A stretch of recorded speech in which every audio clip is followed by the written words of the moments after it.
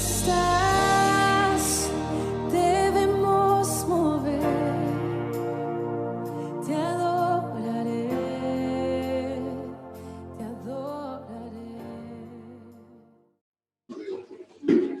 Buenos días a todos. Vamos a dar comienzo al culto, con lo cual vamos a levantarnos, si os parece, hacemos una oración y comenzamos con la alabanza.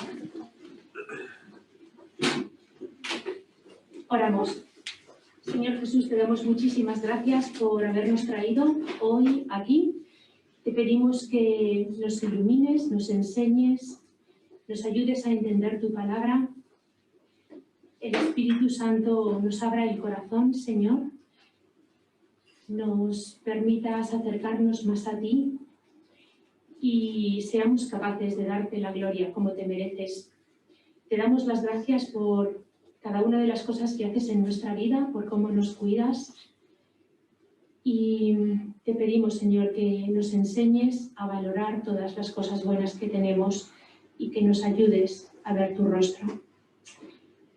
Para ti sea toda la gloria, bendice esta reunión y guíanos, Señor, con tu Espíritu. Amén. Cantaré tus alabanzas, lleno de gozo danzaré. Eres Señor de las naciones, reinas con todo poder. Por siempre yo celebraré, con alegría declararé que Él ha soltado mis cadenas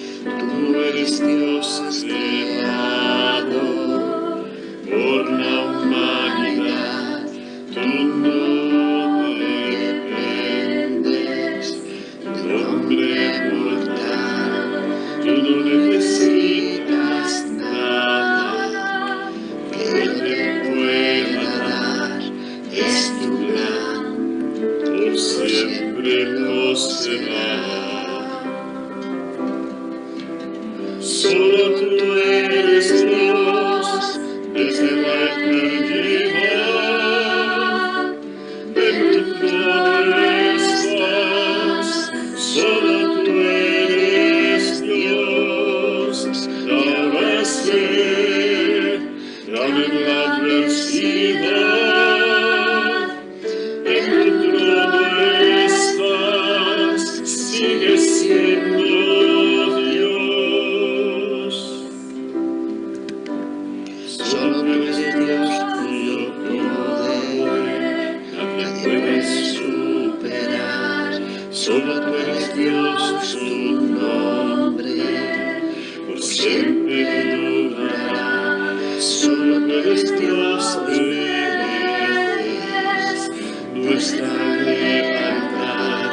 Tú eres Dios y siempre lo serás.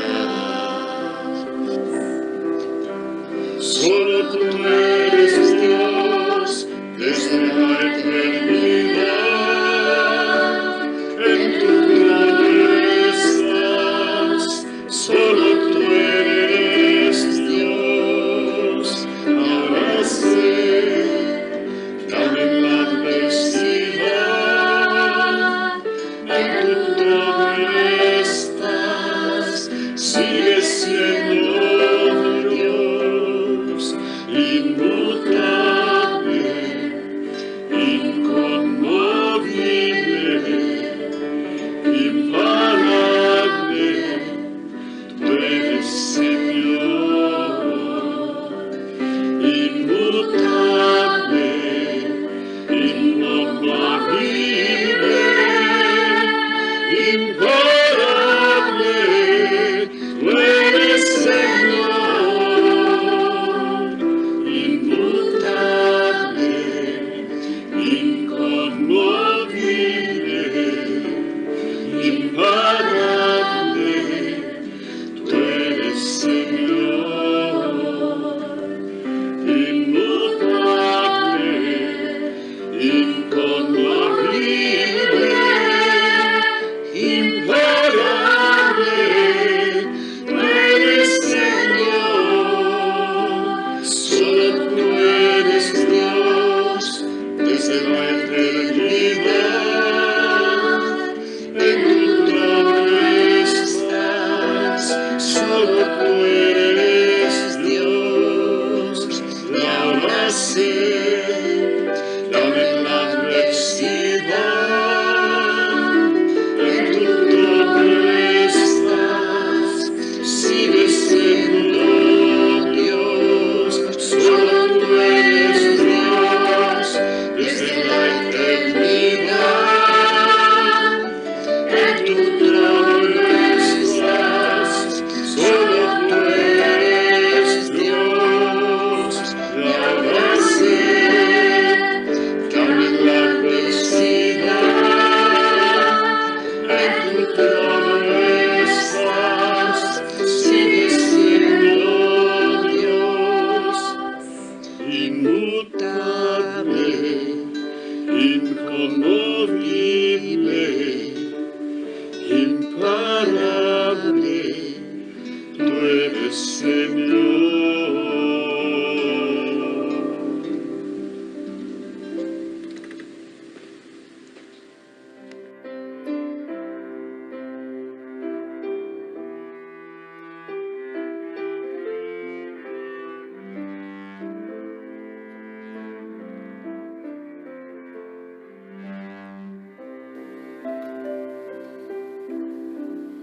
Ante el trono de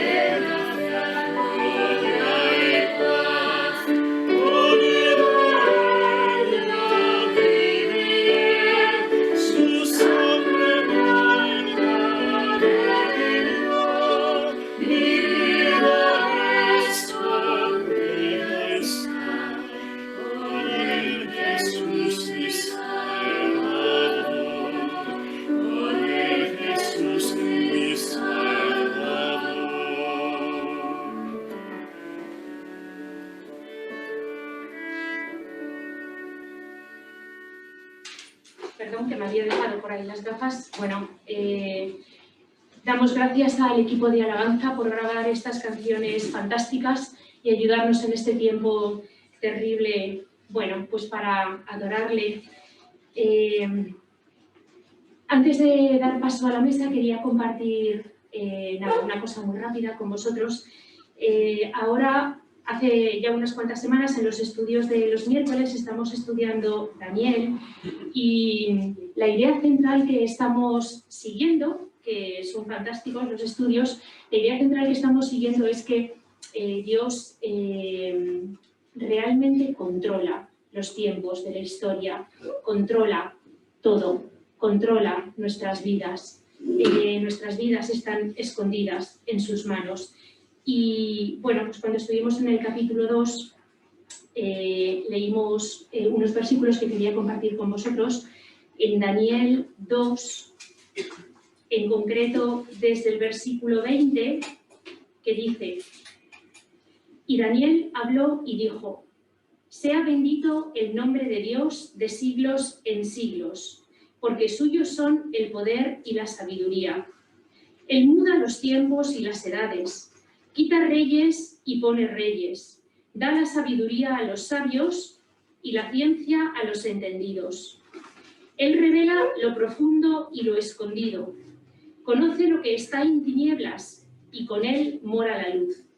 Bueno, nuestro Dios es el Rey de Reyes y Señor de Señores, y Él pone reyes y quita reyes a lo largo de la historia y evidentemente controla los tiempos y controla nuestra vida. Y este es el Dios al que hemos venido a adorar en esta mañana y dar la gloria, porque 600 años antes de Cristo, ya en el libro de Daniel, se profetizó que en un momento determinado de la historia vendría el Salvador de nuestra vida, y ese Salvador llegó y Dios se hizo carne y habitó entre nosotros, y Jesucristo vino a la tierra. Y pasando a Juan 3, en el versículo desde el 15, este Salvador vino. Juan 3, versículo 15, para que todo aquel que en él cree no se pierda, mas tenga vida eterna. Porque de tal manera amó Dios al mundo, que ha dado a su Hijo unigénito, para que todo aquel que en él cree no se pierda, mas tenga vida eterna. Bueno, y esto es el motivo por el cual estamos aquí esta mañana. Él vino, Él nos ha encontrado, le hemos conocido, Él es el Salvador de nuestras vidas y queremos darle la gloria. Y queremos darle las gracias por lo que hizo por nosotros en la cruz. Y como nos dijo en Corintios, rápidamente yendo a 1 de Corintios, en el capítulo 11, pues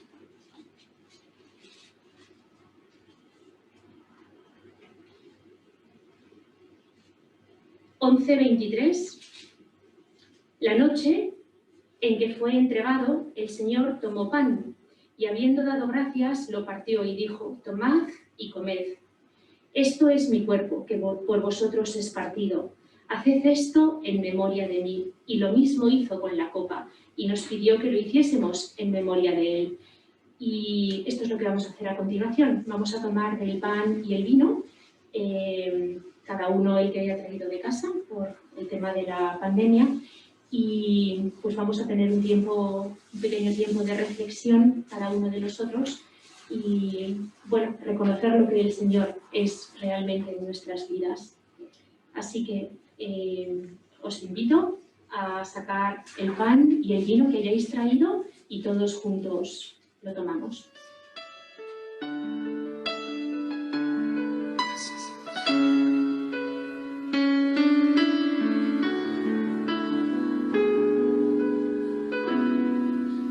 Gracias por la cruz, oh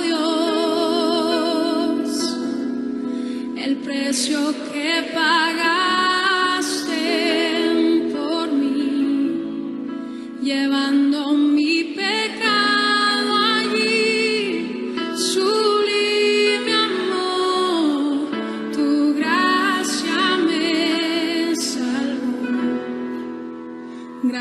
Gracias por tu amor, oh Dios, en tus manos clavadas por mí, me has lavado, Señor, conozco hoy tu abrazo y tu perdón. Digno es el Señor, en su trono está. Hoy te coronamos rey y reinas con poder. Altísimo Señor, Jesús, Hijo de Dios, el amado del cielo en la cruz murió. Digno es el Señor, digno es el Señor.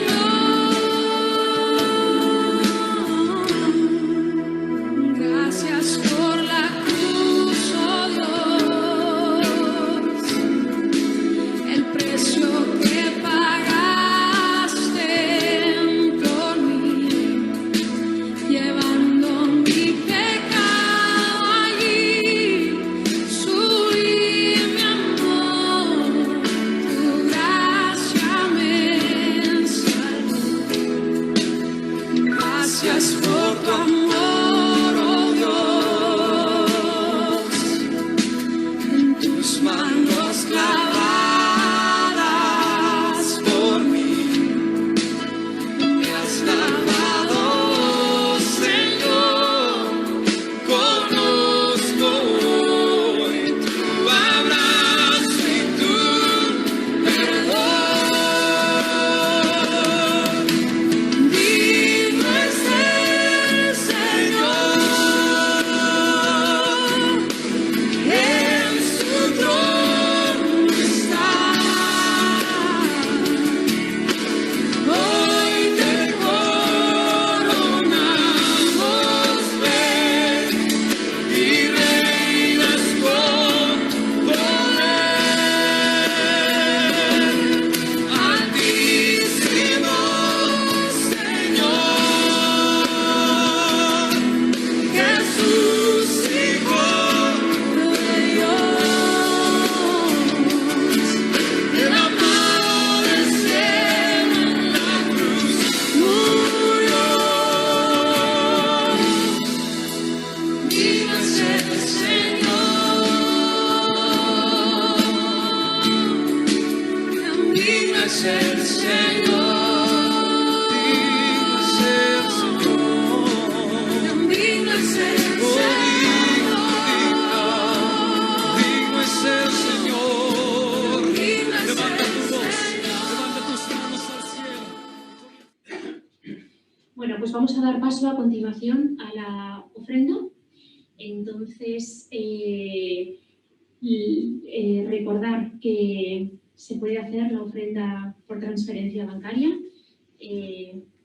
Mucha gente lo está haciendo en este momento de pandemia, pero también había la posibilidad, si habéis traído algo en un sobre, pues en la columna ponerlo en el buzón, ¿vale? Entonces, libremente, cuando queráis y podáis, pues también se puede hacer de esa forma. Y bueno, pues vamos a dar paso a la predicación, que le toca a Ismael, por lo que tengo entendido. Así que tú vienes y oramos y lo dejamos en tus manos todo. Bueno, en las manos del Espíritu Santo. ¿Oramos? Señor Jesús, muchísimas gracias por Ismael, por su vida, gracias porque le has cuidado en esta semana y en México. Señor, te pedimos que el Espíritu Santo le ilumine y también a nosotros para entender lo que tienes para nosotros y que nos abras el entendimiento, el corazón y que recibamos tu palabra. Señor, enséñanos cosas nuevas y bendice a Ismael. Amén. ¿Qué tal? Buenos días a todos. Un placer, como siempre, estar aquí. Dejadme solo un minutito que vea que está aquí todo como Dios manda. Agua. Por favor, el micrófono, ten como Dios manda. Pues nada, hoy es domingo especial en la Casa de los Rodelgo, domingo de predicación, y eso implica pues una serie de ajustes, especialmente en la mañana, ¿no? Madrugamos un poquito más para estar listos a tiempo, para no llegar tarde justo el día que predicas, ¿no? Y bueno, también un pequeño repaso visual, ¿no? De cómo se sale de casa. Nosotros somos un matrimonio moderno, entonces hay libertad de elección de ropa, pero bueno, en un día como hoy, pues bueno, dentro de esa modernidad sí que me gusta que Marga me eche un poquito una mano y vea que estoy como Dios manda para ponerme delante de vosotros y recibir algún consejo, ¿no? Y siempre lo sé, siempre hay algún pequeño consejo de ajustes para estar como Dios manda, ¿no?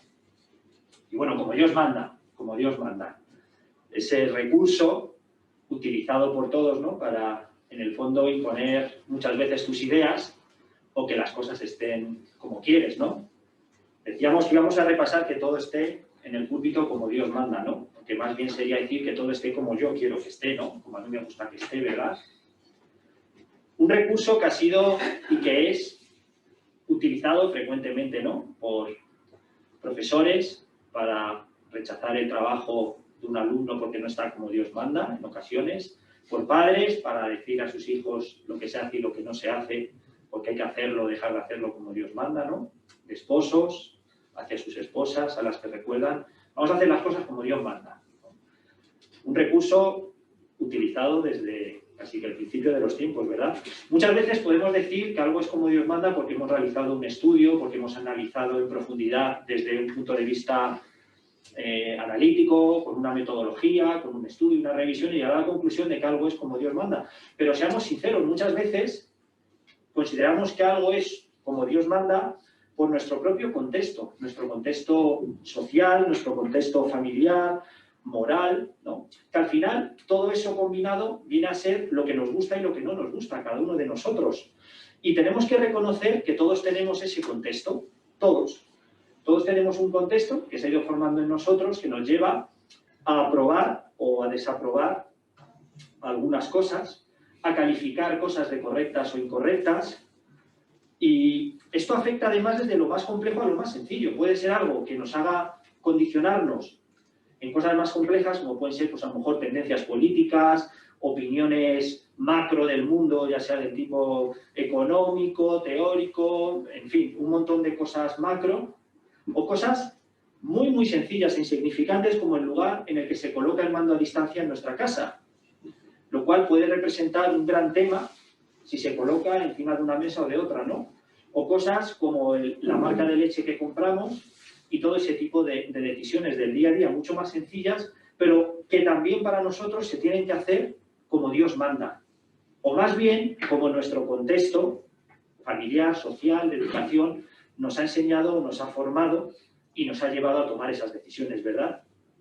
Por lo tanto, cuando estamos en un grupo de convivencia, ya sea dentro de la familia, que no olvidemos al final que una familia siempre es la suma de dos familias, ¿no? Porque a la familia llegamos, pienso en un matrimonio, por ejemplo, de dos familias, también con su contexto, ¿no?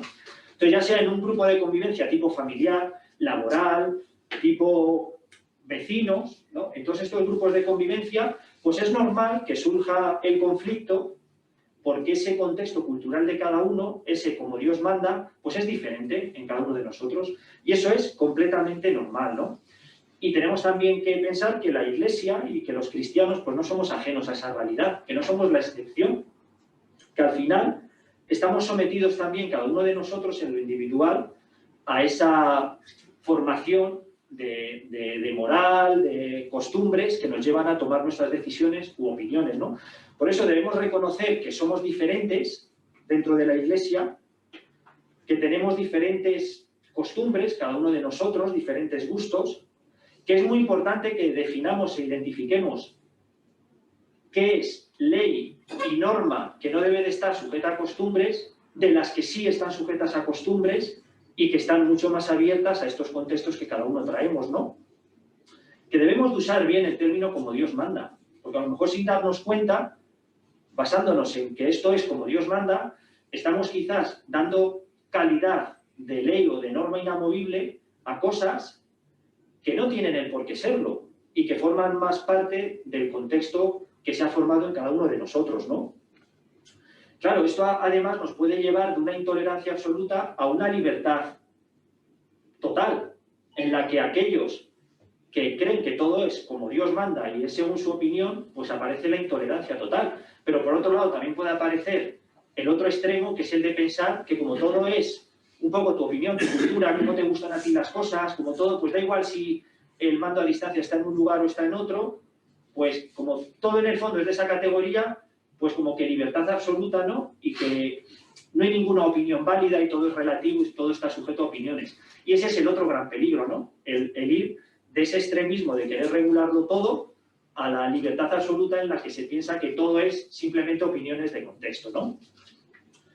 Y bueno, estuvimos viendo esto, ¿no? La semana pasada. Si no os circuncidáis conforme al rito de Moisés, no podéis ser salvos. Escuchábamos la semana pasada. Si no hacéis las cosas como Dios manda, no podéis ser salvos, ¿no? Es lo que este grupo estaba diciendo, ¿no?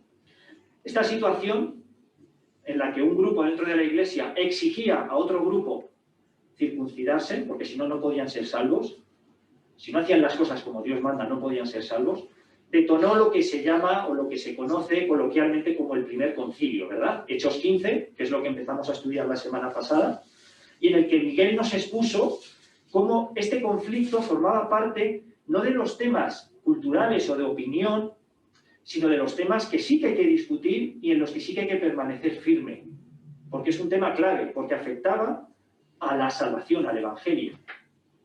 Únicamente somos salvos por gracia y por medio de la fe. Es lo que aprendimos la semana pasada. No se puede añadir nada al Evangelio, ni la circuncisión, ni ningún otro acto adicional para poder ser salvos. Y en esto vimos que hay que mantenerse totalmente firmes, totalmente inamovibles. Decía el versículo 11, creemos que por la gracia del Señor Jesús seremos salvos igual que ellos. No hay diferencia en este aspecto. No hay culturas para la salvación. No hay un trato diferente para judíos y gentiles o para cualquier grupo cultural. Da igual tu formación social, da igual tu contexto, da igual tus opiniones. En este punto en concreto, todo eso no sirve. Porque este sí que es uno de los puntos que no va a estar sujeto a discusión. El Evangelio. Salvos únicamente por gracia y por medio de la fe. El mismo Espíritu Santo, nos dijo el texto, es el que han recibido judíos y gentiles, ambos purificados por la fe. Y sin necesidad de circuncisión, no solo los gentiles, sino tampoco los judíos, porque no hay diferencia entre uno y otros para la salvación. No es necesaria la circuncisión para ninguno de los dos. Y concluimos el texto en el que se decía, después de este concilio, la conclusión era, a este grupo que estaba exigiendo a otro grupo que se circuncidara, se le dice en el versículo 19, que no se inquiete a los gentiles con este tema. No inquietéis a los gentiles con este asunto de la circuncisión, por favor, stop. No inquietéis a los gentiles. Y la verdad es que hoy, muchos siglos después, caemos muchas veces en lo mismo, ¿verdad? Damos la bienvenida a personas a nuestra iglesia, les asignamos esa categoría no oficial, pero que todos usamos coloquialmente, de contacto, ¿no? Les abrimos los brazos, los recibimos, todos son facilidades. No te preocupes, tal, aquí tenemos un sitio reservado para ti, pasa, siéntate, ¿qué tal? ¿Necesitas algo? Oye, soy tal, me presento. Todos son facilidades y una gran bienvenida. Pero luego, cuando estos contactos reciben el Evangelio y pasan a formar parte de la familia de la Iglesia, empezamos a recordarles, oye, espera, que ya no eres contacto, es que ya eres un miembro, es que ahora ya, eso de llegar tarde y que te tengamos un sitio, es que a la Iglesia se llega un poquito antes para tener sitio. Oye, espera, eso de que vengamos a preguntarte cada domingo qué tal estás, no, es que ya tienes tú que empezar a preguntar a otros qué tal están porque tú ya tienes que echar una mano y ayudar. Y aquí no se viene solo a recibir, aquí también se viene a dar. Pasamos de esa categoría de bienvenida y de brazos abiertos a una categoría ya de exigir. Y pasamos de hacer la puerta muy grande, muy amplia y muy receptora, la puerta de la gracia, a de repente empezar a exigir la circuncisión a las personas que llegan a la iglesia. Evidentemente no es la circuncisión, por supuesto, he usado este término porque es el que en el texto se usa, hoy día ya no sería utilizado, pero nuestra circuncisión de hoy son todos esos actos que añadimos y que exigimos a aquellos que, que pasan a formar parte de la familia de la fe. Y todos tenemos esos, como Dios manda, que exigimos a otros, que hagan las cosas como Dios manda para permanecer en nuestra familia. Por lo tanto, Es por todo lo que está diciendo, ¿eh? esta situación que se vivió hace siglos sigue viviéndose hoy cada día. De hecho, la palabra inquietar, cuando se traduce aquí por no inquietéis más a los gentiles con este asunto, podría haber sido traducida por una palabra quizás más actual hoy, pero con el mismo significado, que es agobiar. De hecho, admitiría la traducción no agobiéis a los gentiles. Y yo creo que entendemos perfectamente este término agobiar, y cuando eres una persona que agobia a otros, ¿verdad? Y lo que nos recuerda el texto es que en lugar de agobiar, lo que tenemos que hacer es alegrarnos, estar felices, recibir a aquellos que llegan a la familia de la fe con alegría, con gozo, y no estar constantemente agobiando ni exigiendo, porque como hemos visto, especialmente en la semana pasada, no hay nada que tengamos que añadir al Evangelio de la gracia y de la fe para ser salvos. Por lo tanto, concluyó el texto que no se inquieta a los gentiles con este asunto. Muy interesante también que dice que no se inquiete, que no se agobie con este asunto, porque en ningún momento dice el texto, por lo tanto, no prohibáis la salvación a los gentiles. Podría haber dicho eso, ¿verdad? Pero es que a veces nos pensamos que con estos agobios o con estas normas que ponemos o con estas exigencias, como en este caso la circuncisión, que es que estamos prohibiendo la entrada a la salvación a alguien por no hacer lo que nosotros pensamos, como si fuese derecho nuestro decidir quién se salva y quién no, o cuáles son las reglas de la salvación. Por lo tanto, cuando aquí les dice, no inquietéis a los gentiles, saben muy bien lo que está diciendo. Oye, lo único para lo que sirve lo que estáis haciendo es para agobiar, porque no estáis impidiendo la entrada de los gentiles. Podría haberles dicho, por favor, cuando paséis lista de quién es salvo y quién no, no tachéis a los gentiles, que no les hace falta la salvación. Y eso estaría otorgando el poder o el derecho a este consejo de sabios de decidir quién se salva o no. Pero es que ese derecho no está en manos de los hombres, porque ya nos dice el texto que fue Dios quien les da el Espíritu Santo, en el versículo 8, y que por lo tanto es Dios quien salva y no un comité que dentro de la Iglesia decide quién se salva y quién no. Podría haber terminado aquí el texto, perfectamente. De hecho, todo lo que he hecho hasta ahora es básicamente resumir lo que Miguel compartió la semana pasada. Y la verdad es que parece que aquí, pues, podríamos dejarlo, o el autor más bien, podría haberlo dejado aquí, o la historia podría haber terminado, pero es que continúa, ¿no? Y bueno, espero que no os asustéis porque mi predicación empieza ahora. Esto era el resumen de la semana pasada. Entonces, bueno, pero sé que esto ya va a generar una cierta tensión, pero bueno, yo creo que va a merecer la pena. Entonces, el texto que tenemos para hoy es precisamente la continuidad de la historia, porque fue un stop, una coma, la que hicimos la semana pasada, y continúa. Entonces, vamos a Hechos 15, al versículo 19, y voy a leer el texto de hoy, que nos muestra cómo continúa este primer concilio. Hechos 15, versículo 19. Lo voy a leer yo. Por lo cual, yo juzgo que no se inquiete a los gentiles que se convierten a Dios, sino que se les escriba que se aparten de las contaminaciones de los ídolos, de fornicación, de ahogado y de sangre. Porque Moisés desde tiempos antiguos tiene en cada ciudad quien lo predique en las sinagogas, donde es leído cada día de reposo. Entonces, pareció bien a los apóstoles y a los ancianos, con toda la iglesia, elegir de entre ellos varones y enviarlos a Antioquía con Pablo y Bernabé, a Judas, que tenía por sobrenombre Barsabás, y a Silas, varones principales entre los hermanos, y escribir por conducto de ellos los apóstoles y los ancianos y a los hermanos de entre los gentiles que están en Antioquía, en Siria y en Cilicia. Salud. Por cuanto hemos oído que algunos que han salido de nosotros, a los cuales no dimos orden, os han inquietado con palabras, perturbando vuestras almas, mandando circuncidaros y guardar la ley. Nos ha parecido bien, habiendo llegado a un acuerdo, elegir varones y enviarlos a vosotros con nuestros amados Bernabé y Pablo, hombres que han expuesto su vida por el nombre de nuestro Señor Jesucristo. Así que enviamos a Judas y a Silas, los cuales también de palabra os harán saber lo mismo. Porque ha parecido bien al Espíritu Santo y a nosotros no imponeros ninguna carga más que estas cosas necesarias, que os abstengáis de lo sacrificado a ídolos, de sangre, de ahogado y de fornicación, de las cuales cosas, si os guardareis, bien haréis. Pasadlo bien. Así pues, los que fueron enviados descendieron a Antioquía y reuniendo a la congregación entregaron la carta, habiendo leído la cual, se regocijaron por la consolación. Y Judas y Silas, como ellos también eran profetas, consolaron y confirmaron a los hermanos con abundancia de palabras. Y pasando algún tiempo allí, fueron despedidos en paz por los hermanos, para volver a aquellos que los habían enviado. Mas a Silas le pareció bien el quedarse allí. Y Pablo y Bernabé continuaron en Antioquía, enseñando la palabra del Señor y anunciando el Evangelio con otros muchos. Pues no podía terminar ahí la historia o la resolución de este primer concilio, ¿no?, que resuelve que no se inquieta a los gentiles, punto final, hemos terminado, firmamos las actas, ¿no?, y se termina la reunión. Pues no, no puede terminar ahí. No es la única cosa que se decide en ese concilio.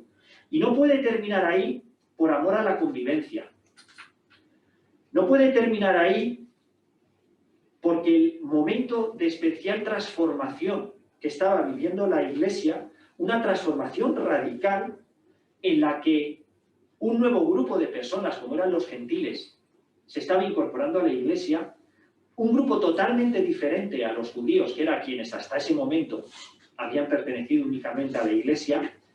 Eso era de tal impacto, era un momento tan radical, de tanta transformación, de tanto choque cultural, todo esto que hemos comentado, esa forma que cada uno tenemos de ver la vida, chocaba totalmente y de forma muy fuerte en ese momento, puesto que estamos hablando de culturas completamente diferentes. La cultura judía poco o nada tenía que ver con los gentiles, y lo mismo los gentiles con los judíos, ¿no? Todo el peso de costumbres, de contexto, de hábitos, la tensión que generaba todo eso, en ese momento en la Iglesia, pues era máxima, ¿no? Por lo tanto, no podía terminar ahí, no podía ser la resolución únicamente la de unos tienen razón y otros no, no podía terminar ahí.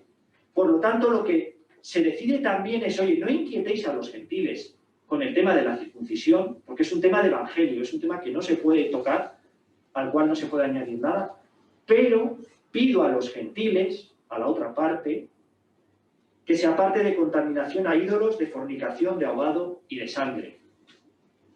Esto eran 4 prácticas que además se pide a los gentiles en sentido negativo, no hagáis esto, lo cual ya nos está indicando que iba a ser algo sencillo para ellos. ¿Por qué? Porque era algo que ni siquiera ellos hacían.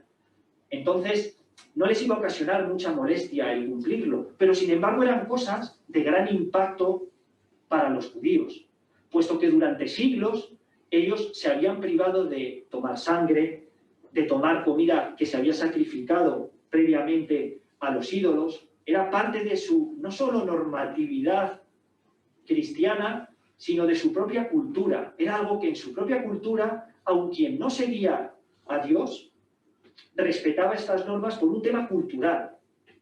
Era algo que habían visto en sus casas desde niños. Por lo tanto, el que ahora llegaran los gentiles e hicieran estas cosas les implicaba un gran choque. ¿Cómo nos ocasionaría a nosotros un gran choque? Cantidad de cosas que por un contexto cultural tenemos desde niños bien metidas en nuestra cabeza, ¿no? Por lo tanto, aquí lo que se está pidiendo es algo fácil de cumplir para los gentiles, pero que va a ser muy apreciado por parte de los judíos el que lo respete.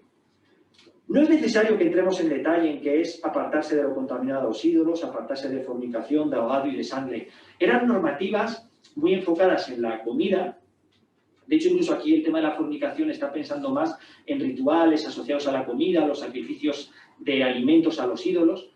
Está hablando de una serie de prácticas que estaban muy vinculadas a qué se come, qué no se come, y cuando sacrificaban a los ídolos comida, muchos decían, oye, es una pena que toda esta comida se pierda, podemos luego comerla aunque haya sido sacrificada como ofrenda a los ídolos. Formaba parte de este tipo de prácticas, ¿no? Entonces lo que se dice es, por favor, no inquietéis a los gentiles, pero vosotros, gentiles, tampoco hagáis estas 4 cosas que son muy molestas para los judíos.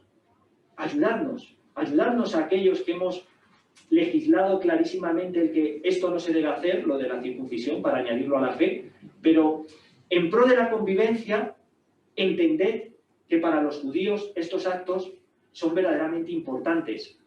Por favor, ayudémonos, es un poco lo que están pidiendo a los gentiles, ¿no?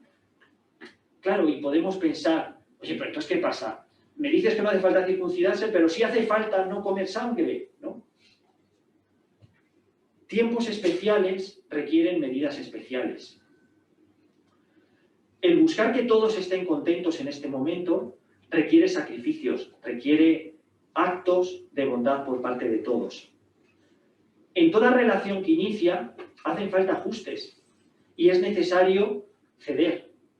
Y ceder en aquello que sí se puede ceder y que sí puede hacerse de una determinada forma o de otra. No ceder nunca en aquello que es inamovible, lo cual ya ha quedado claro en el texto que lo único inamovible es que la salvación es por gracia, por medio de la fe, sin añadir ningún acto. Pero la convivencia está abierta a muchísimos ajustes, como en toda relación que inicia, en cuyo arranque es necesario que ambas partes hagan ajustes, ¿no? Lo que aquí se está pidiendo es una medida especial de tiempos especiales y basada en los ajustes en pro de la convivencia. Evidentemente habrá progresión, igual que en una relación cuando empieza, y no es lo mismo 15 años después, igual que en un grupo nuevo en el que te integras y en tu trabajo, por ejemplo, la gente por recibirte, por darte la bienvenida, por integrar, o incluso en un grupo de amigos a una persona nueva, dice, bueno, sabemos que a él le gusta mucho hacer esto, venga, vamos a decirle que sí, ¿no? Siempre él, hay que cenar pizza, siempre que quedamos con él, pues bueno, es el nuevo en el grupo, ha propuesto esto, vamos a hacerlo. Después de un año, yendo a cenar pizza siempre con una persona, porque lo has hecho para un poco darle la bienvenida, igual y llega el momento de decirle, oye, pues, ¿sabes? A lo mejor hoy no nos apetece pizza, ¿verdad? Hay una progresión en la tolerancia, en el aperturismo, en la forma de decidir. Claro que hay una progresión y el contexto no es siempre el mismo. Y entonces en la Iglesia también hay una progresión. La decisión que se está tomando ahora está totalmente basada en ese momento actual. Y por eso sí se pide, oye, no toméis sangre porque es muy ofensivo a los judíos.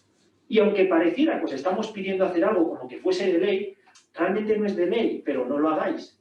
Evidentemente, siglos después, si alguien pretendiera decirte a ti que no puedes tomar sangre, puedes hacerlo por la convivencia, pero también puedes plantarte de inicio porque el momento de la Iglesia no es el que fue en este siglo. El momento cultural, el momento social y la evolución en la vida de la Iglesia, pues ha sido otra, ¿no? Por eso siempre que tengas que tomar una decisión, pues analiza si es un tema clave, o más bien un tema de los que son inamovibles o de los que se pueden ajustar. Ten eso en cuenta para tomar tu decisión. Ten en cuenta el momento actual que vives, pensando en la Iglesia, pues el momento actual de la Iglesia, la madurez de las personas con las que estás tomando esa decisión, cómo puede afectar a su madurez, las consecuencias que puede tener, lo que hay en juego. Oye, estoy poniendo en juego algo muy valioso, pero algo que es muy sencillito de cumplir, pues a lo mejor merece la pena cumplirlo porque hay algo en juego muy importante. O no es importante lo que hay en juego, valora eso también. Y todo esto pues va a requerir siempre mucha sabiduría. En la Biblia vemos ejemplos. En 1 Corintios, el propio apóstol Pablo, tratando el tema de si la comida sacrificada a los ídolos se debe comer o no, esto os lo cuento muy rápido. Había rituales no cristianos, rituales paganos, de ofrecer comida a los ídolos. Entonces llegaba alguien y decía, oye, pues aquí tengo este animal, lo sacrifico y lo cocino y se lo ofrezco a los ídolos. Y había un debate en que luego esa comida, como era válida para comer, se revendía o la gente podía utilizarla. Y todos los cristianos decían, oye, vaya pintaza que tiene este plato de comida, pero es que hay rumores de que ha sido sacrificado previamente a los ídolos, no lo sé. Sí, no, ¿qué hago? ¿La como? ¿No la como? Y vemos cómo el propio apóstol Pablo les dice, mira, come sin miedo, pero haya sido no sacrificada a los ídolos, eso no significa nada. Sigue siendo comida y ese ritual, no pasa nada con esa comida, es una tontería porque en el fondo ese ritual no ha servido para nada. Come. Pero es que el propio apóstol Pablo en otras situaciones dice, no, no comas, porque a lo mejor hay alguien que te está viendo que piensa que por comer estás tú también adorando al ídolo, no lo va a entender bien y la inmadurez de esa persona que te ve puede hacerle pensar cosas raras como de que está bien sacrificar a los ídolos, así que mejor no comas. Y entonces tú dices, bueno, pero ¿cómo no como? Es que es las dos cosas, es la situación, es el momento, es el análisis. Es tomar en consideración todos estos factores y en sabiduría obrar. Pero es que lo que es más increíble es que si pasamos una página a nuestra Biblia, lo voy a leer en Hechos 16, estamos en Hechos 15, entonces pasamos a Hechos 16 y voy a leer los versículos 1 a 3. Después llegó a Derbe y a Listra, y he aquí, había allí cierto discípulo llamado Timoteo, hijo de una mujer judía creyente, pero de padre griego. Y daban buen testimonio de él los hermanos que estaban en Listra y en Iconio. Quiso Pablo que éste fuese con él, y tomándole, le circuncidó por causa de los judíos que había en aquellos lugares, porque todos sabían que su padre era griego. Esto es increíble. O sea, venimos del capítulo 15, el primer concilio, en el que le hierve la sangre, ¿no?, a Pablo y a todos, de cómo estos dicen que hay que circuncidarse para ser salvo, pero que no puede ser. Y entonces tenemos todo lo que estamos viendo en estos días, ¿no? Hechos 15, el concilio. No hay que circuncidarse para ser salvo. Y en el capítulo 16 dice Pablo, oye, Timoteo, qué chico tan majo y tal, venga, que me acompañe en los viajes para extender el evangelio. Ay, pero hay un temita, y es que no está circuncidado porque, bueno, su familia, que si de padre griego, de tal. Voy a circuncidarle porque cuando se enteren los judíos a los que vamos a ir a predicar, que este no está circuncidado ni nos reciben en la sinagoga. Y le manda a circuncidarse. Entonces tú dices, ya está, contradicción en la Biblia, un error, donde dice una cosa, luego dice la contraria en el capítulo siguiente. Está totalmente aplicando el principio de analizar la situación, analizar el contexto. El contexto del capítulo 15 era que un grupo abiertamente decía, si no te circuncidas no eres salvo. Esa era la situación. La situación del capítulo 16 es, voy a ir a visitar sinagogas y sé que si él no está circuncidado no le dejan ni entrar. Pues oye, vamos a circuncidarle y que le dejen entrar. Está tomando una decisión clarísimamente adaptada al momento, priorizando el poder desempeñar la labor de evangelizar y totalmente adaptada a la circunstancia. Lo cual, como he dicho, requiere de mucha sabiduría, ¿no? Hay que tomar decisiones. Hay que tomar decisiones. Y tomaron esa decisión en el concilio, dice el versículo 22, 25 y 28, si queréis revisarlo solo, 22, 25 y 28, vais a encontrar ahí una expresión en los tres que es, nos ha parecido bien. En los tres versículos, cuando dicen lo de no hay que circuncidarse, pero por favor no toméis sangre, no comáis de los ídolos, tal, todo lo basa en que nos ha parecido bien. Podríamos pensar que, jolín, pues esperábamos, mira, no hagáis esto porque lo dice Deuteronomio tal, porque lo dice, ¿no?, Levítico, basado en algo así como muy de la Biblia que no admite discusión. Pero toman estas decisiones porque nos ha parecido bien. O sea, en definitiva, no hay una regla clara, no hemos encontrado una respuesta en la Biblia exacta para este tema, simplemente nos ha parecido bien. En nuestra discusión interna, en nuestro análisis, por cierto, dice, nos ha parecido bien a nosotros y al Espíritu Santo. Por lo tanto, ha habido comunión, ha habido oración, ha habido búsqueda del Espíritu Santo. Y vemos además que el Espíritu Santo tiene personalidad, opina, guía, y es el líder, como venimos diciendo en Hechos, de la extensión de la palabra y del cuidado de la Iglesia. Nos ha parecido bien hacer esto. Nos da mucho miedo en la Iglesia a veces el tener que tomar una decisión y decir, bueno, es porque pensamos que es lo mejor. Siempre buscamos la seguridad de tomar decisiones basadas en un texto claro, en un versículo que no admite discusión. Estamos buscando la dirección de Dios a veces, esperando que se abran los cielos y nos diga lo que tenemos que hacer para no equivocarnos, pero encontramos muchas veces en la palabra cómo el día a día de la Iglesia y el día a día de nuestras vidas está basada en decisiones que al final tienes que acabar diciendo, mira, nos ha parecido bien, analizando todo, esto es lo mejor que pensamos que se puede hacer. Quizás me estoy equivocando, quizás hay otra opción mejor, pero la realidad es que hay que tomar decisiones y hay que actuar, y no siempre vamos a encontrar un versículo perfecto o idóneo para hacerlo, ¿no? Nos ha parecido bien. Aquí vemos cómo en la propia Iglesia existe esa pequeña incertidumbre que a veces nos da tanto miedo de no poder justificar todo con un texto bíblico. Y con esto aparece el miedo al aperturismo. Entonces, ¿qué pasa? Cualquier opinión puede ser válida, cualquier cosa que digamos no hace falta soportarla con la palabra. Volvamos al principio. Sabiduría para diferenciar aquello que es inamovible, como el hecho que estábamos viendo. No hay que circuncidarse para ser salvo. Aquí no es nos ha parecido bien. Lo que nos ha parecido bien es cómo gestionar la situación, y nos ha parecido bien decir que no hay que circuncidarse, pero el otro grupo colaborar. Pero el primer hecho es inamovible. Volvemos a pensar en la sabiduría que se necesita para todo esto, ¿no? Y termina la historia con el regocijo y la alegría, ¿verdad? Se desplazan desde el concilio, ¿no?, a este grupo que estaba siendo agobiado y le dicen, mira, traemos aquí una carta en la que queda claro que ha habido una reunión, que se ha puesto esto en sabiduría, que se ha orado y que se ha decidido que nadie os puede agobiar con que os tenéis que circuncidar. Y a los que agobiáis, dejad de agobiar. Pero os pedimos que hagáis esto, ¿no? No coméis sangre en pro de la convivencia. Claro, los que reciben esa carta, pues están súper contentos y súper alegres, y el texto nos muestra regocijo. Pues claro, estaban temiendo, porque a lo mejor el resultado fuese, os tenéis que circuncidar, y si no, fuera de la iglesia.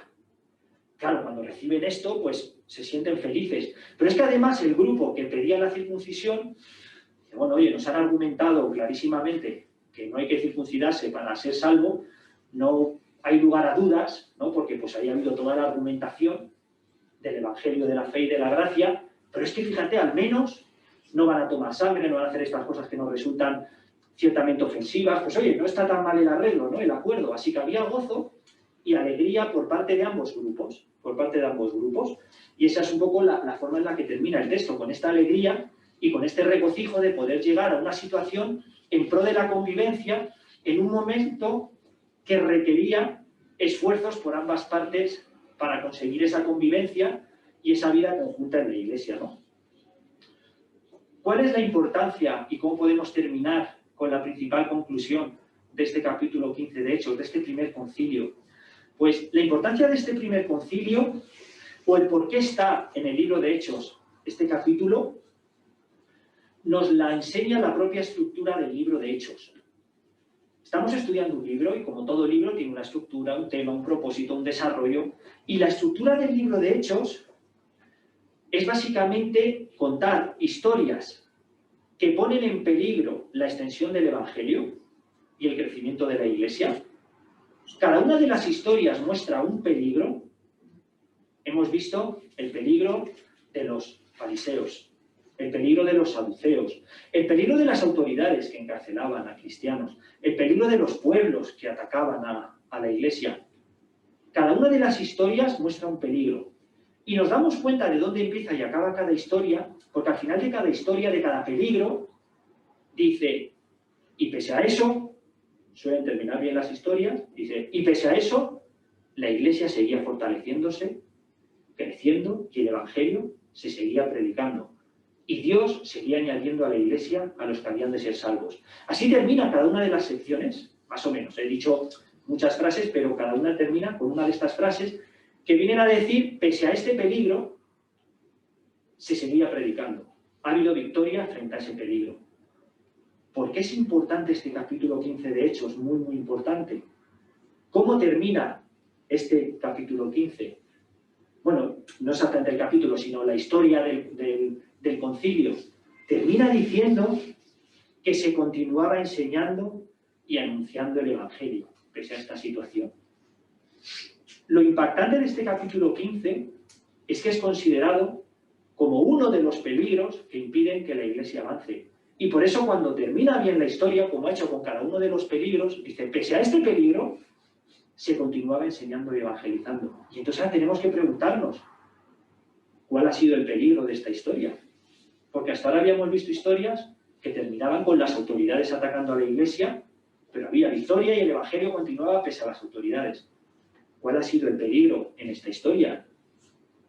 El peligro de esta historia para la Iglesia es la propia Iglesia, porque el grupo que estaba proponiendo que se circuncidaran los gentiles era un grupo de cristianos. Dice el texto al principio que habían creído y que habían recibido el Evangelio. Eran cristianos los que exigían a otros hacer esto. Y la historia termina diciendo, pese a este peligro, el Evangelio sigue. El peligro en esta ocasión es la propia Iglesia. Y lo que nos enseña esta historia es que la Iglesia sobrevive a la propia Iglesia. Que los propios errores que comete la Iglesia, como en este caso exigiendo a otros hacer algo que no había que hacer, no van a terminar con la Iglesia. Este texto también es un golpe de humildad para nosotros, que disfrutamos tanto leyendo historias en Hechos, de cómo pese a los fariseos, pese a los saduceos, pese a las autoridades, pese al mago que quería atacar, ¿no?, al Evangelio, la Iglesia prosperaba y el Evangelio continuaba. Y nos hace sentir súper bien. Nadie puede derrotar a la Iglesia. Pues aquí tienes una historia en la que tú mismo, como parte de la Iglesia, puedes ser un peligro para la Iglesia con las cosas que afirmas, que exiges a otros, o que pones incluso impedimentos a otros para alcanzar el Evangelio, basándote en reglas y en normas que son erróneas. Pensemos, para terminar, en cómo este texto nos ha mostrado que un grupo, recordáis, quería poner sobre otro un yugo, decían que ni nuestros padres han podido llevar, ¿verdad? El yugo de la ley. Querían poner una carga tan pesada en los hombros de otros que nadie la había podido soportar en el pasado, leíamos la semana pasada. Esta semana hemos leído cómo dicen, hemos decidido poner sobre vosotros solo esta carga, y dice el texto, no tomar sangre, no tomar tal, pone una carga un poquito más pequeña, un poquito más fácil de llevar, ya no es el yugo pesado de la ley, pone, mira, una carga en pro de la convivencia, ¿no? Bueno, pues vamos a terminar leyendo Mateo 11, del 28 al 30.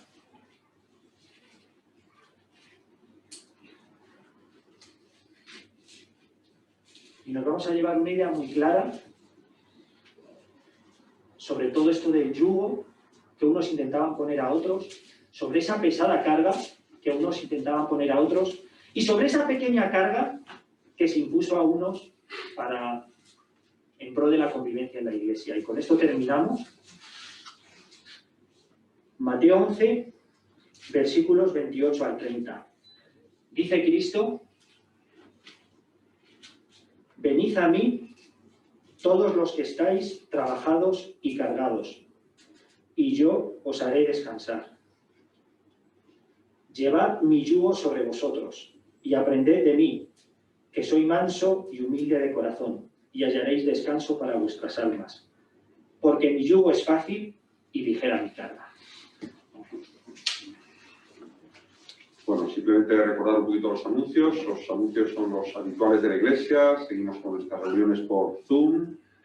También el propio vídeo, ahora después, habrá gente que está viéndonos, que nos puede seguir teniendo comunión, ¿no?, por Zoom.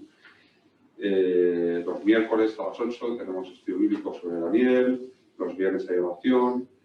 Hay reunión de mujeres. Vamos haciendo todas las semanas. Hay un anuncio muy importante, es que el próximo sábado tenemos la asamblea de iglesia. Entonces ya os ha enviado Begoña por email a los miembros, ¿no?, pues los orden del día, y se han enviado también pues, los presupuestos para aprobación de las cuentas, etc. Entonces os animamos a todos a asistir a la asamblea de iglesia, que será a las 6 de la tarde. Entonces hay un tema muy importante que es, como va a ser una reunión por Zoom, o sea, no va a ser una reunión presencial, es bastante complicado el tema de las votaciones, ¿vale? sobre todo si es una votación secreta. Entonces, simplemente, si estáis en familia, no se va a permitir delegar el voto por temas técnicos. Entonces, como es virtual la reunión, la idea es que todos los que queráis votar tenéis que tener un dispositivo. O sea, si estáis en familia viendo en un ordenador la reunión y queréis votar, si votáis con un ordenador solamente podéis emitir un voto. Si hay dos personas, tenéis que tener pues, un móvil y un ordenador para poder emitir el voto, para que se cuente como dos personas. ¿Vale? Simplemente este pequeño anuncio. Hay algunos detalles técnicos que son imposibles de solucionar, pero bueno, esta es la mejor forma. Y simplemente, pues, aclarar. Y si queréis, oramos y concluimos la reunión. Padre Celestial, queremos darte gracias por tu amor, por tu cuidado, por la verdad que nos expones en tu palabra. Gracias por este difícil equilibrio que estamos viendo, ¿no? De tener las cosas claras en los puntos esenciales, pero ser magnánimo y generoso y cuidadoso con los escrúpulos de algunos hermanos, ¿no? Que ven las cosas de una forma que no son ley y no son norma. Ayúdanos a ser sensatos en estos temas, ayúdanos a caminar nuestra vida cristiana con sabiduría, no juzgando severamente a unos por temas que son menores y tampoco menospreciando a otros, a hermanos débiles que sí, para ellos son temas mayores. Gracias por este tiempo, por esta reunión. Queremos adorarte a ti, que eres quien lo merece todo. Gracias por la comunión que hemos tenido. Gracias por haber recordado la muerte de Cristo en la cruz, tomando el pan y vino. Y pedimos que nos ayudes a todos a caminar en esta semana, obedeciéndote, sirviéndote, vivir la vida con alegría, amando a los demás, haciendo buenas obras a los que nos rodean. Y pedimos todo esto en el nombre de Cristo. Amén.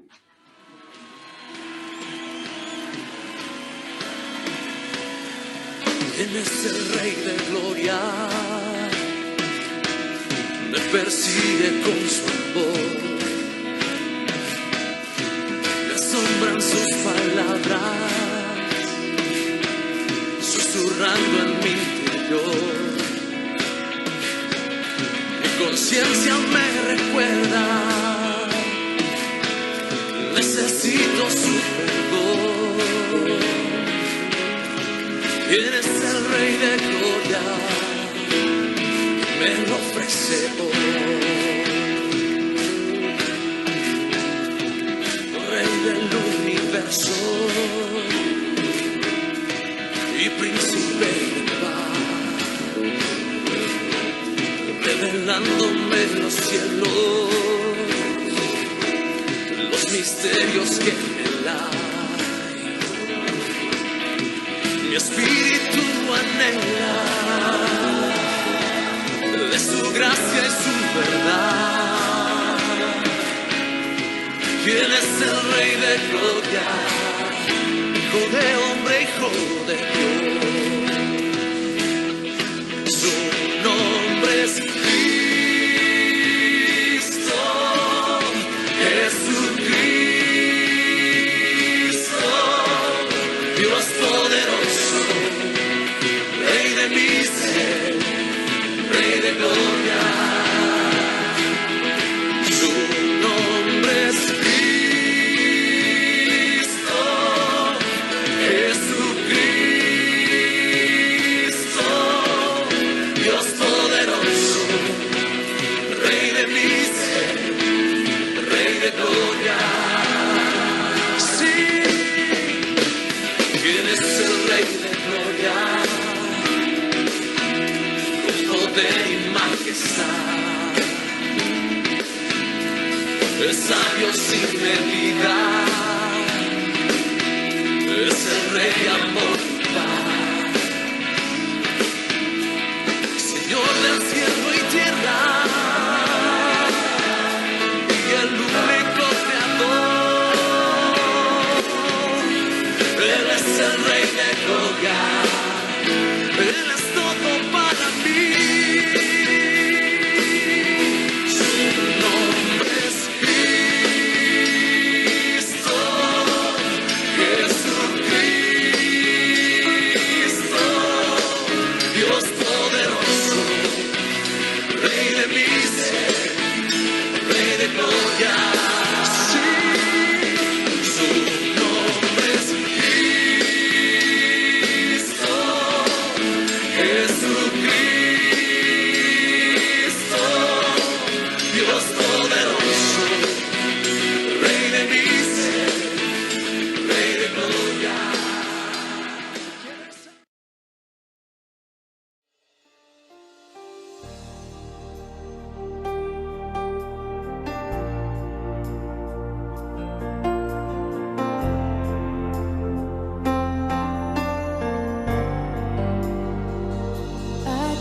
está.